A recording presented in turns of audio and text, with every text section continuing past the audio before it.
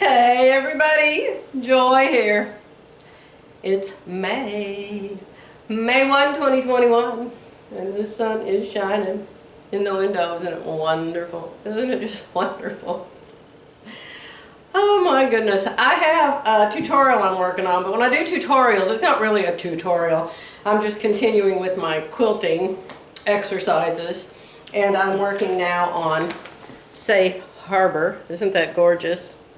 All batiks. That's why I grabbed this up. I just adore batiks. I think they're so beautiful. So I'm working on that still. But I just wanted to say hi because I don't know when I'll have that done.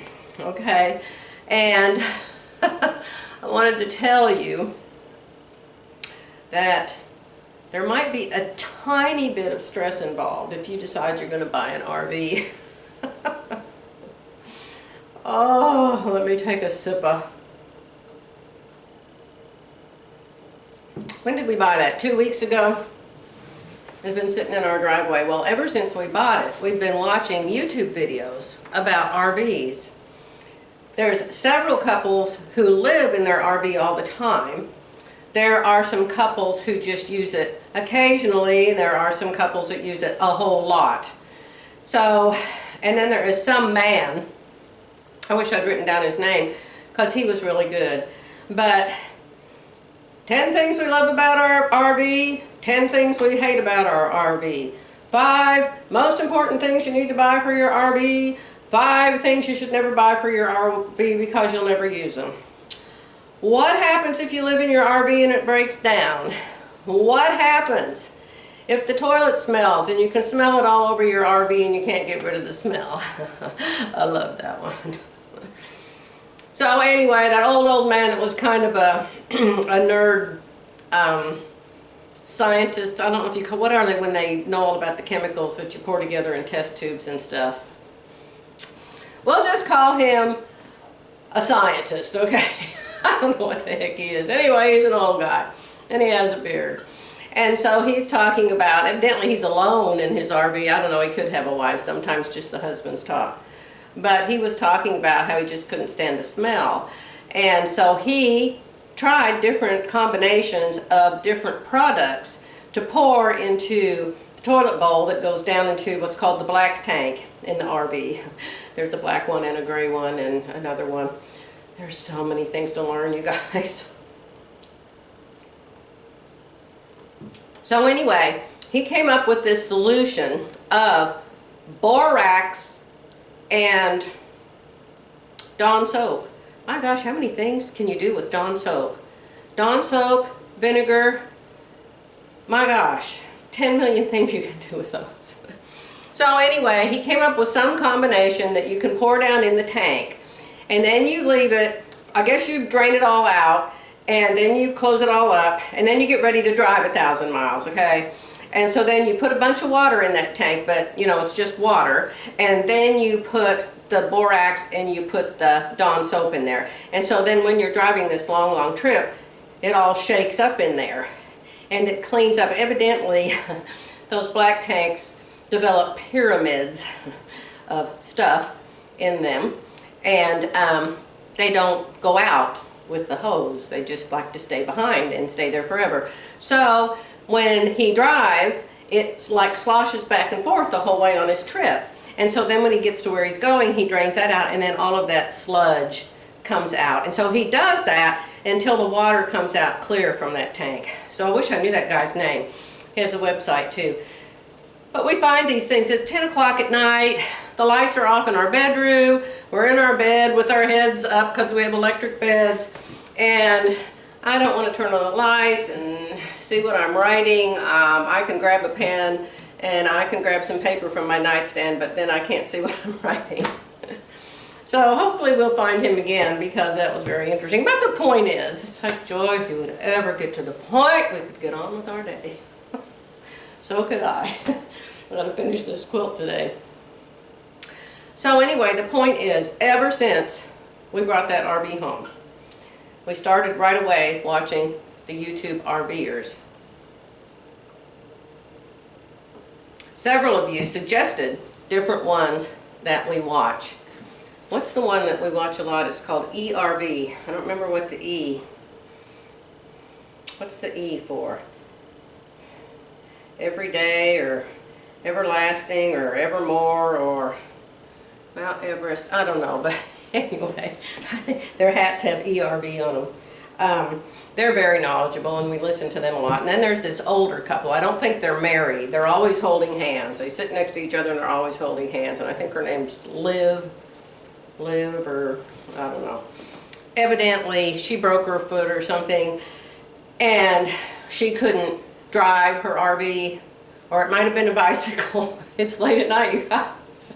She was either riding a bike and broke her foot or riding her RV around and broke her foot. And so this guy volunteered to come help her and I guess be her driver. I don't know what he would have to do with her bicycle. So it must have been the RV. So he evidently came to help her. And so he's never left and he's still been there for a real long time. So I don't know what those people are called either. But they're the ones that they're all the time. That's their house. So they live in their house and they go all these places. Well, think about it. What happens when your house breaks down? Everybody all over the country is behind. All of the service shops, all of the new RV people, all of the RV places are way, way, way behind. They can't get products to put in the RVs. So you take your RV and it's broken. Okay, fine, we'll fix it. But we need to order one of these and it won't be here for 3 months. So what do you do when you live in the RV and it's your house? So those people were quite frustrated. I told Jerry, I said I would never, ever, ever, ever, ever, unless we lost every dime we have, I would never ever think of permanently living in the RV. I don't think that would be a good idea at all. Plus, if somebody gets sick in your family, then you've got to get on a plane and fly somewhere, and then that leaves the other person alone with the driving house and so many things that can happen. Plus, you've got to pay, you can't get in your car and drive to this person's house, and you don't want to drive the RV all the way to the person's house, so the one person has to pay to fly. And now I don't even know if anybody can fly unless they have that vaccine, and I'm not getting it. Jerry's not getting it. There's a lot of people not getting that vaccine, my friends. I ran into a lady at Walmart the other day. At Walmart. And she said that her son or her son-in-law was an immunologist. Look up immunologist. And she said that her son, the immunologist, was advising all of his patients to not, N-O-T, not get the vaccine. You guys might want to look up some of that information if you haven't already gotten it. There's lots of different videos out there talking about why you shouldn't get this vaccine. Okay, dear ones, all of you that have gotten furious and mad and you're stomping your foot and you're turning me off, bye for now. Come back and watch my quilt videos.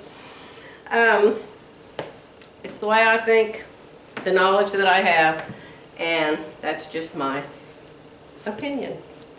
I know you have your opinion, and a lot of you think totally opposite, and you think that vaccine's the most wonderful thing in the world. Let's come back a year from now and see how everyone feels about it. So as I said, every night we sit in bed and we watch these RV videos. Now sometimes we watch the motivational doc who's giving you all this stuff to drink. He gives you all these things you need to drink. Drink first thing in the morning, drink just before you go to bed. Well, I started drinking the thing just before you go to bed. It was supposed to help you sleep, and it was supposed to cure everything that was wrong with you while you were asleep. It's got 5 things in it. So you got your hot water, boiling water. You got your chamomile tea bag. You got your ground ginger, which I use a 1/4 teaspoon because a 1/2 teaspoon was too much. You got your teaspoon of honey, and you've got your lemon. Okay, that's the 5 things. So I take a real lemon and I cut it in half and I squeeze a whole, I love lemon. I squeeze that whole lemon in there. So I had that 3 or 4 nights in a row. And you're supposed to take it 30 minutes before bedtime. And it does seem to help me sleep, but guess what? You wake up and you have to go to the bathroom 3 times a night. So Why go to sleep if you're just gonna have to wake up? So after a couple nights of that, I didn't drink that last night. And then there's some kind of thing you're supposed to drink in the morning. And I think it has lemon juice in it too. And then there's another thing you're supposed to soak a whole banana in, like with the peel on and everything. That guy's a little strange. Oh, and let's not forget the one where you mix honey and paprika together, and then you put it all over your face, and it's supposed to get rid of all your wrinkles. Obviously, I haven't tried that one yet. So anyway, he's called the Motivational Doc. He has a name, but I don't know what it is. And of course, our favorite, Bob and Brad, the physical therapist. So between Bob and Brad and the Motivational Doc and all the RV things, I tell you, I cannot sleep. Even the nights I took the tea, the night before I was sleeping, and when I would wake up, all I can think about is Jerry and I being in the RV. It might be dreams. We're in the RV and the toilet blows up, or the window falls out, or the sink doesn't work, or the window breaks. And it's, what did he say the window was? $600 to replace the windshield. So I'm having a hard time sleeping, and we haven't even used this RV yet. I ordered one of those 3-inch pads that you can put on top of a hard mattress, and the mattress is hard. You know, I'm pretty sure it's made out of rock or wood. But I ordered one of those to put on top of it, a topper, so we can actually sleep in it. So I told Tammy, I said, I think we're going to have to sleep in your house, even though we have our RV, because the pillow topper, like everything else, is going to take a month to get here. So I hope.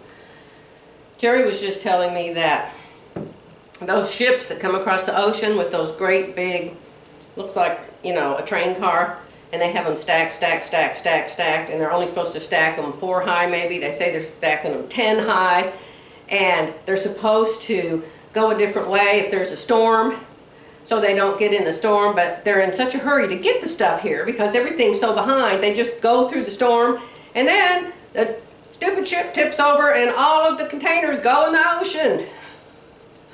I'm telling you what, those fish down there can build up a really nice house. Jerry said there's cars down there, refrigerators, there's everything. Anyway, what a crazy world we live in, right? All right, I'm going to let you go for now. We have chosen the random numbers. I have them written down on a piece of paper, and Viv just told me she has matched them up to the people the numbers belong to, so we will be announcing the winners very soon. The sundress challenge. Maybe I'll be back even today with that. Bye for now.